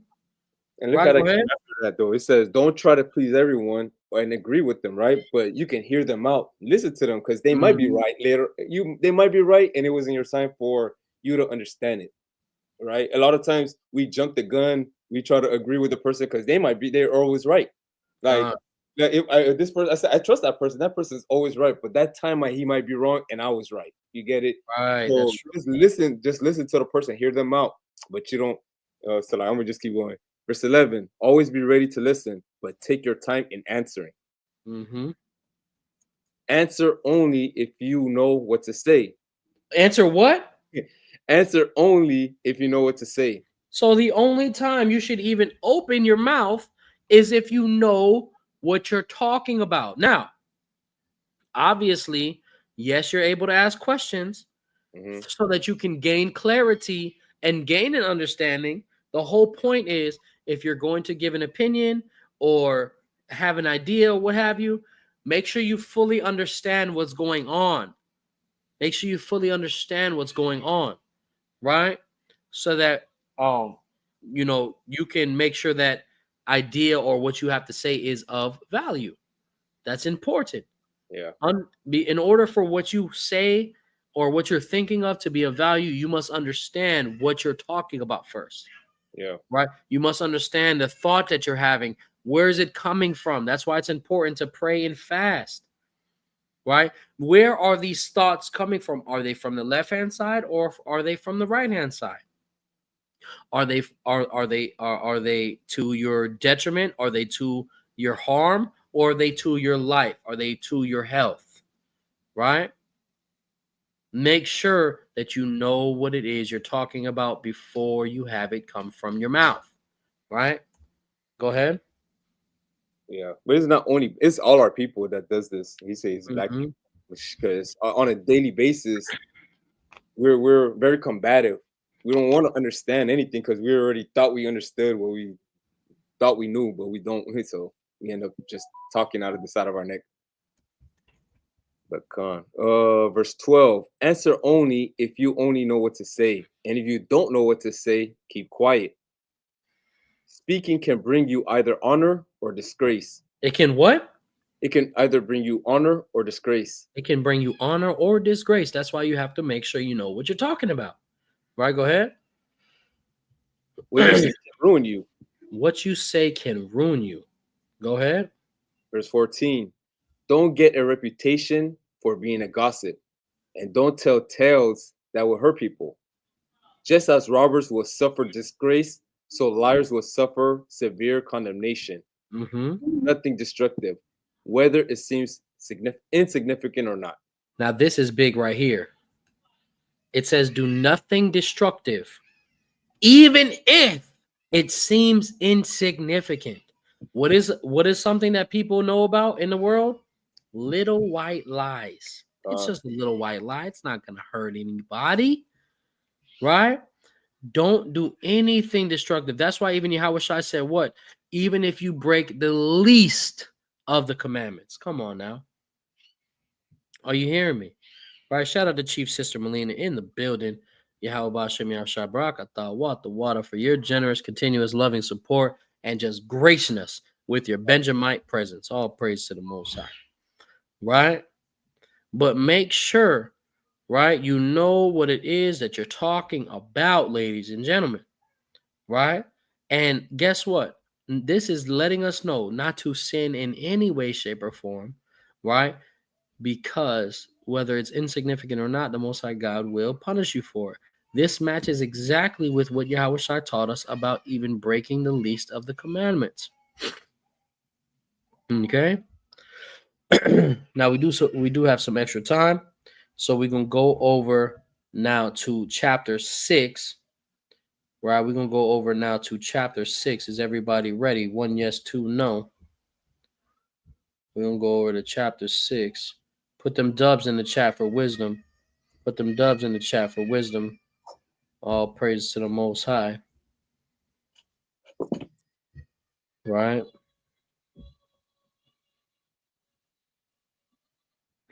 Can y'all hear my daughter? I heard a little bit, but Oh, okay. She is screaming right now, man. yeah, I can hear her. But it sounds like she at a distance. Okay. All praise to the Most High, man. Drop them dubs in the chat, man. Drop them dubs in the chat. Drop them Levite flags. Drop them rhinos. Get them likes up, man. Get them likes up. Hit the like button. Share the video. Share the video. Like the video. And like the video. All praise to the Most High.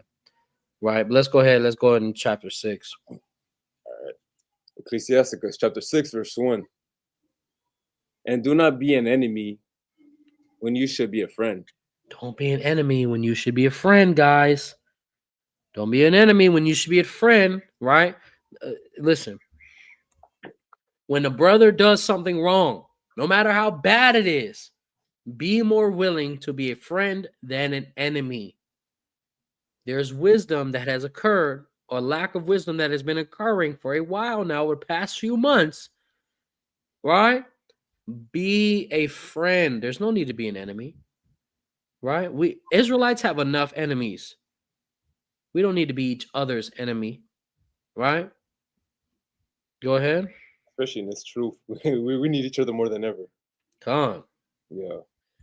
A bad reputation brings you the disgrace that lying sinners deserve. Ooh, a bad reputation. Man, you know what? That makes me want to get this right quick, man. I think, is it 12 and 1? Nope.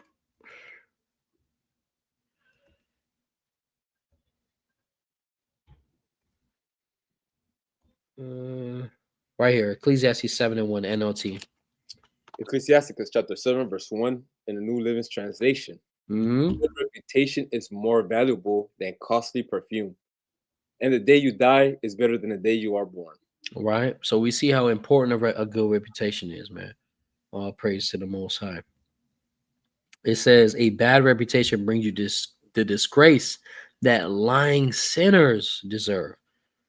Right. Let you know how equitable those things are to have a bad reputation, to be known as to be known as someone who doesn't is not trustworthy, to be known as someone who is even being lazy can give you a bad reputation. Being wasteful can give you a bad reputation, right? Being irresponsible can give you a bad reputation. And all of these things can bring a disgrace that lying sinners deserve. The book of Sirach helps us really identify the spirit of the law, right? Because notice it says that someone who has a bad reputation, there's nowhere in the law that says thou shalt not have a bad reputation. But we see here in the wisdom that having a bad reputation can bring the disgrace and dishonor and condemnation of someone who is a literal sinner. Is everybody walking with me? 1 yes, 2 no. And it shows you, like in Maccabees, we read before, where all the prophets, the men of the Lord, where they show a good reputation. Mm-hmm. They were remembered after their death. Calm. Right, go ahead. Verse 2, do not let your passion carry you away. This can tear your soul to pieces like a bull. You will be left like a dead tree without any leaves of fruit. Evil desires will destroy you and make you a joke to your enemies. Mm-hmm.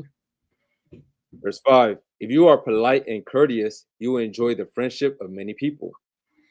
Exchange greetings with many, but take Now a notice it says if you are polite and courteous, you will enjoy the friendship of many people. So if you have the fruits of the spirit, you'll enjoy the friendship of many people. Right? Go ahead. Verse 6, exchange greeting with many, but take advice from only one person out of 1,000. This also lets you know not to seek advice from just anybody and everybody. Right? You can be friends and nice to people. That doesn't mean you have to trust their advice. This is noticing the difference between different levels of friendships, who to go to, who not to go to, who to trust, not to trust. Yeah. You can still be courteous, though. You can still be polite. Right? Go ahead. For different purposes, you know. Exactly. Friends, you know. I can talk to this person. Like if I wanted to talk about my car, I'm gonna talk to Ahmataza. He loves cars. He loves engine. He loves, you know, technology and certain things. So I will go to him, you know. But you know, and it's funny, like Solomon, because one person out of 1,000 was righteous. Mm, So that's he true. That's a good one point. person out of 1,000. So it's like the next 1,000, there's another one person there to talk to. Um, But verse 7, when you make friends, don't be too quick to trust them. Make sure that they have proved themselves. Some people will be your friend only when it's convenient for them, mm-hmm. but they won't stand by you in trouble. Others will fall out with you over some argument. Others will fall out with you over some argument. Imagine that. Yeah. Over an argument? Mhm. Come on, man. Go ahead. And then embarrass you by letting everyone know about it. And then embarrass you by saying, hey, by hopping on YouTube and telling everybody about it, all of it. Man. By hopping on YouTube and Facebook and Instagram and Twitter and then telling everybody about it. A friend will over some argument? Dang. Sheesh. Go ahead. We see that in relationships. Once a couple have an argument, they go straight to Instagram and tell their whole business. Right. But you know, and they'll fall Exactly. out, you know. But Uh-huh. Especially women, man. oh, of course, You know what I'm saying? if you're a man that do that, Yeah, there's some guys that do stuff like this. you gotta get checked. Oh, what Good. is am I? Verse 9. Oh, right here. Verse 9. Others will fall out with you over some argument and then embarrass you by letting everyone know about it. Verse 10. Others will sit at your table as long as things are going well. Mm-hmm. They will stick to you like a shadow and give orders to your servants, but they will not stand by you in trouble. If your situation takes a turn for the worse, they will turn against you and you won't be able to find them anymore. You won't be able to find them anymore. That's so crazy, right? It's like there's an excommunication, right? But we should be able to still rely upon each other as Israelites, Yeah. right? Verse 13. Stay away from your enemies and be on guard against your friends. Mm-hmm. A loyal friend is like a safe shelter. Find one, and you have found a treasure. Mm-hmm. Nothing else is as valuable. There is no way of putting a price on it. A loyal friend is like a medicine that keeps you in good health. Mm-hmm. They're the one that makes you laugh when you're depressed or sad or whatever. They'll come Con. with soup and this and that. That's what real friends do. Only those who fear the Lord can find such a friend. Only those who fear the Lord. Imagine that. Only those who fear the Lord can find a good friend like this. Imagine that. That's why all of us got horrible friends. Yeah. That's why not one of us has someone that we can trust because we did not fear God. That's why the world is the way it is right now. That's why what YHWH said, he said that evil will increase, the iniquity of many shall increase, and then the love of many shall wax cold. That's because nobody's fearing the Lord. That's because nobody's fearing the Lord. That's why you got bad friends and bad family members. Because we don't fear God. Iniquity is increasing, therefore the love of many has now waxed cold. Can nobody trust nobody no more? Our lives are in the Bible. Crazy, right? Nothing worse than fair weather friends. Indeed. Right? Go ahead. Start back at 16. Oh, verse 16. A loyal friend is like a medicine that keeps you in good health. Only those who fear the Lord can find such a friend. A person who fears the Lord can make real friendship. Because he will treat his friend as he does himself. Because he'll do what? He will treat himself as he does himself. He will treat his friends as he does himself. He Right. will keep the law. He will love his neighbor as himself. That's why you can have a real friendship.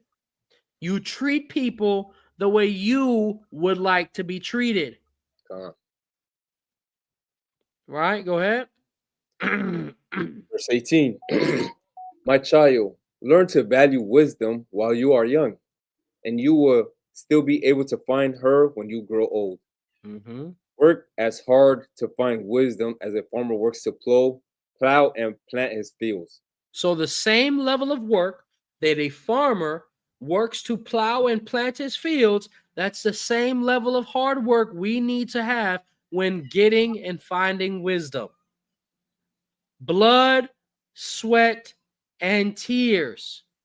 Now you can fully understand what what the Most High God meant when he told Adam, by the sweat of your brow shall you get your bread. See, I gave you that. I just gave you this wisdom. But now you and your descendants, now you got to go work for it. Now you got to find it. I gave you this wisdom at first and you ain't want it. But now you're going to have to work to get it back. Can everybody receive this? One yes, two no. Can you receive this? One yes, two no. What is it, like the chapter before in verse 1 or 2 when it says like we work to get that money, that energy? That's the energy we should be using to find wisdom, because we're using all our energy to work and do this for everybody else, but we're not using it to find the wisdom that we actually need to survive. Con. Go ahead. Verse 19, work as hard to find wisdom as a farmer works to plow and plant his fields. Then you can expect a good harvest. You will have to work at it for a while, but you will soon be enjoying what you have earned. You see, he lets us know that what? It'll take a little minute, but then when you're done though, you're going to be able to enjoy it. You can expect a good harvest, right? Reaping what you sow. Go ahead. 20. Undisciplined people find wisdom's demand too hard and don't have enough determination to meet them. That's crazy. Wait, no, Slug, read that again. Undisciplined people find wisdom's demand too hard and don't have enough determination to meet them. It says there's not enough determination in an undisciplined person, a lazy person, right? No, I have to get up I have to get out of bed. No, I don't want to do that. Oh man, I have to go to work. I don't want to do that. Oh man, I have to read once a day. I don't want to do that. Oh man, I have to sit in front of a computer. I don't want to do that. That's when Yahawanathan told him, if I come knocking on your door and you don't answer and you're sleeping, that was on you. You got to be ready, man. Always be ready. That means you got to be disciplined. You got to be disciplined. Exactly. You got to be ready. You got to be determined. That's that fire that pushes you to endure. God. Because how are you going to endure with no determination nor discipline? You can't not. It don't work. These are the same people, right? It says in the book of Proverbs, a little folding of the hands. A little folding of the hands, right? That's another thing I want to say I like about our Discord, man. If you're not in the Discord, get into Discord. That's one thing I want to say about the Discord that I really like and appreciate. That there's brothers and sisters in there. They put the work in, man. Their boys be up. You know what I'm saying? Them ladies and gentlemen, they be up. You know what I'm saying? There's a brother or sister that's up at 2, 3, 4 o'clock in the morning. You know what I'm saying? We asking each other, what you doing? We working. Right? We working. Even when we resting, we working. Because we trying to get the hell up out of here, man. Join us on the Discord, man. The trap, this is getting crazy. Like one of the brothers asked, do we see? Exactly. Nope. We don't have time sleeping. Where am I? Verse 21. All right. Ecclesiasticus chapter 6. This is chapter 6, right? Chapter 6, verse 21. Her requirements are a burden heavier than they are willing to bear, and they quickly lay them aside. Mm-hmm. Discipline means just that, discipline. And not many people are able to discipline themselves. Mm-hmm. My child, listen to me and take my advice. Put wisdom's chain around your feet and her yoke around your neck. Carry her on your shoulder and don't be resentful of her bonds. Follow wisdom and and keep to her ways with all your heart. Go looking for her. She will reveal herself to you. Take hold of her and don't let go. Mm-hmm. Then you will discover the peace of mind she offers. Then she will become your joy. The signs of slavery you wear will become signs of royal majesty. Ooh, we. Go Her ahead. chains will be your protection, and you will wear her yoke like a magnificent robe. You will wear wisdom like a splendid crown. See, notice at first it was chains and fetters of iron, but Mhm. now it's majesty. Now it's a magnificent robe. Now it's a splendid crown.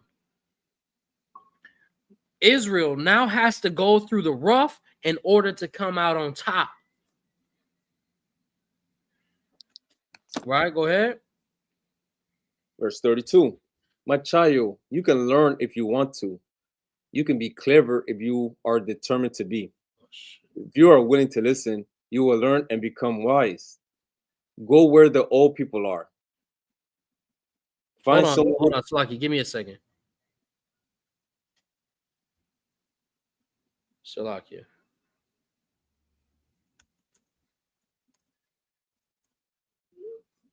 All right, go ahead. Read it again.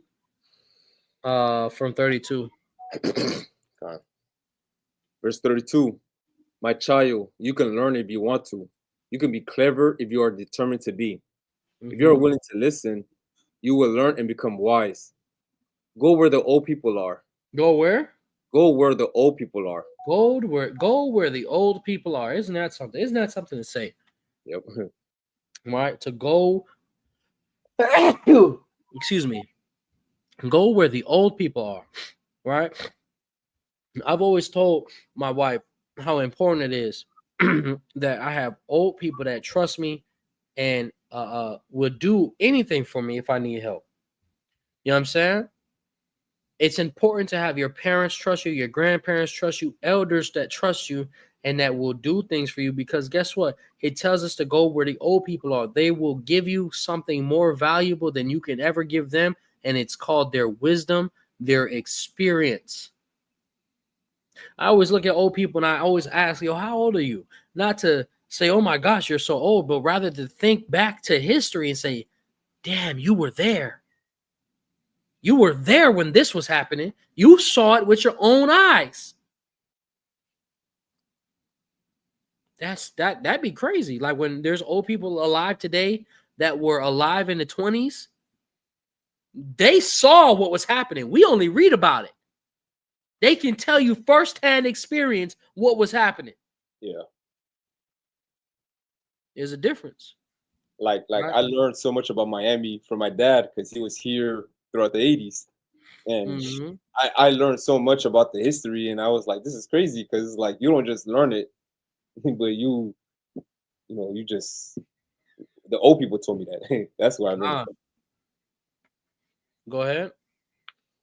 Verse 32. That's right. Oh no. Verse 34. Go where the old people are. Find someone who is wise and stay with them.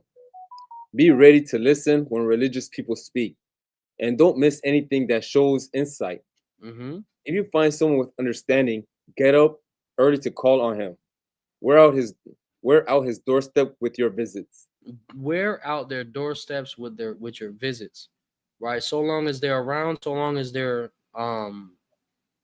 reachable, get as much wisdom as you possibly can. Get as much wisdom as you possibly can. Go ahead. Like mom be saying, she's to use me while I'm still alive. Right. Yeah, because this is a time like she's been teaching us a whole lot, but we needed that. I'm pretty sure we're over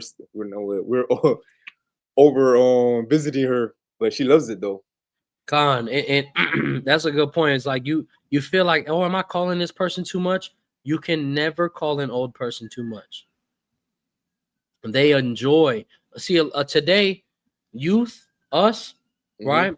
Us, younger people, I guess you should say, and all the way down to even the super young people today, right?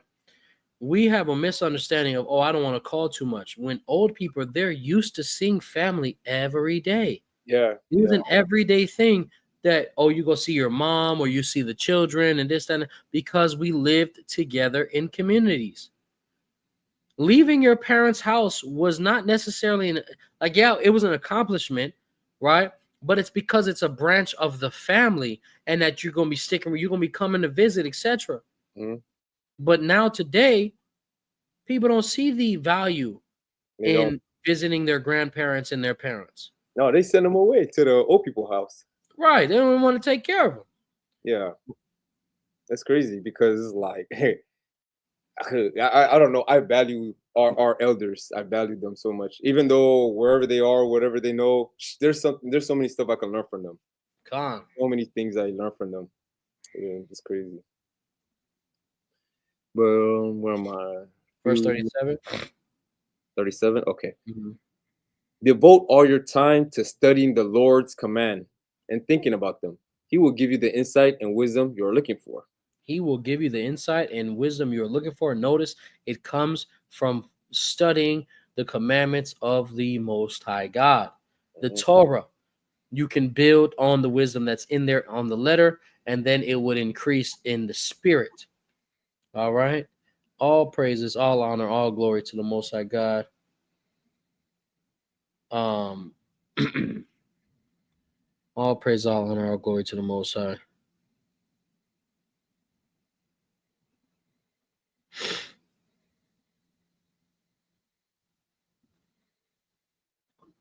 All praise, honor, and glory to Yahawanathan. Put the T and the dub in the chat. Put the dub and the T in the chat, man. It's Torah, it's wisdom, it's wisdom, it's Torah. Let me see the T's. Let me see the W's. All praise, honor, and glory to the Most High God.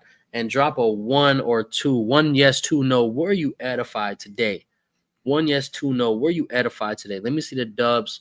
Let me see the T's. You know what I'm saying? T in the trap. You know what I'm saying? All praise, honor, and glory to the Most High God. Torah in the trap. You did? Right? Hashtag back to the basics. You already know what it is, man. Trap priest, trap God, trap priest. You know what I'm saying? Truth, righteousness, and power. Right? Truth. Matter of fact, I think I'm going to show y'all. I might show y'all. Let me see. Yeah, this. I'm gonna show y'all a little something. You know what I'm saying? I'm gonna show y'all what the Discord looking like. Who want to see the Discord though? I'm gonna show y'all what the Discord looking like a little bit. You feel me? Right? Let me show you what the Discord looking like a little bit. You feel me? So y'all can go ahead, get up in there. You feel me? Yes, sir, skis. Right? So this is what the Discord looking like, just so y'all can see. Right? Let me zoom in a little bit. Right? We got the trap right now. This is just a regular trap. Everybody can see. But we making up the Trap House HQ. We making up the Trap Study Hall. We gonna get daily scriptures. We gonna get some deep classes. We gonna get some back to the basics classes.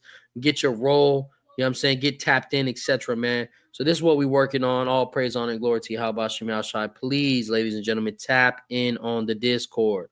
Tap in on the Discord. Tap in on the Discord. Tap in on the Discord. It is gonna be huge by the spirit and power of Yahawanathan. After we get the Discord locked in, we're going to get something cracking on Instagram as well. All praises, all honor, all glory to Yahawanathan. You understand? Drop them T's, drop them dubs, drop them dubs, drop them T's. You already know what it is, man. Drop a 1 for yes, a 2 for no. Were you edified this afternoon on this wonderful Shabbat day? All praises, man. Right?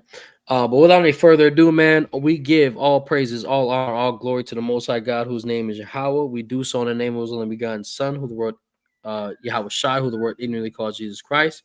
All right. Make sure you guys are hitting that like button and sharing the video. Make sure you hit sharing the video, hitting that like button. All praise, honor, and glory to the Most High God. And we gonna see you again in 3 hours.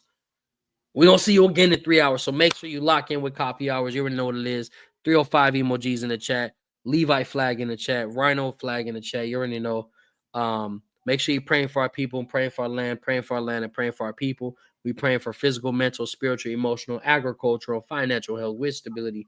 We do so by Hashem Mashiach Yahawashi.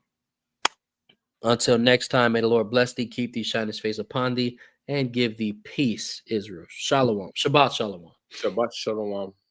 Ahmataza. Abatam. Love you guys.